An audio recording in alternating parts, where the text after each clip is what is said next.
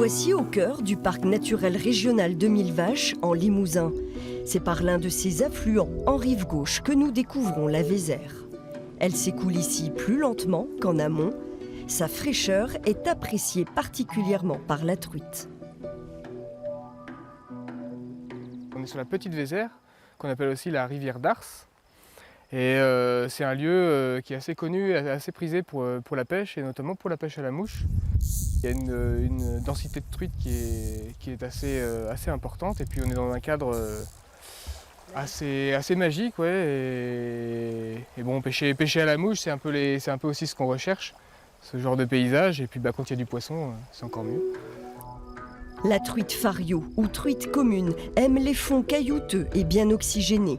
Elle capture de petits poissons et gobe les insectes à la surface de l'eau.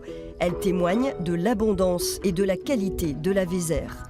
Tout comme cette plante d'eau, rare et protégée, la littorelle a une fleur. C'est dans cette tourbière, vieille de 8000 ans, que la Vézère prend sa source. Véritable réservoir d'eau grâce à cette mousse spongieuse, la sphaigne. Elle est le lit parfait pour la reproduction des poissons. Ils sont souvent en bande d'une dizaine, voire largement plus.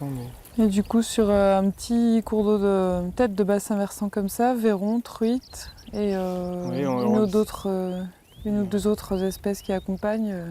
Il y a la loge franche, il peut y avoir le goujon aussi, voire le chabot.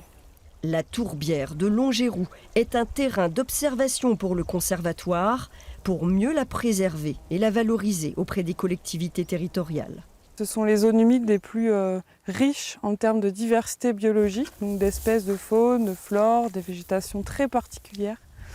Et puis aussi, elles ont un rôle de régulateur, donc de filtre par exemple, par rapport aux nitrates, par rapport aux métaux lourds, même par rapport aux crues, qu'elles vont atténuer en fait les arrivées d'eau massives et redistribuer l'eau de manière plus diffuse, plus continue en aval. Donc ça, pour l'homme, c'est forcément très précieux.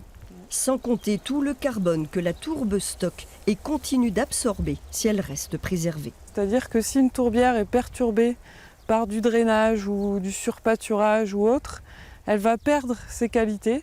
Et pire, elle peut même relâcher du carbone qui a été stocké depuis des millénaires. Un équilibre essentiel à notre vie, qui en plus nous livre toutes les beautés de sa diversité. C'est tout le charme aussi des 211 km du cours de la Vézère.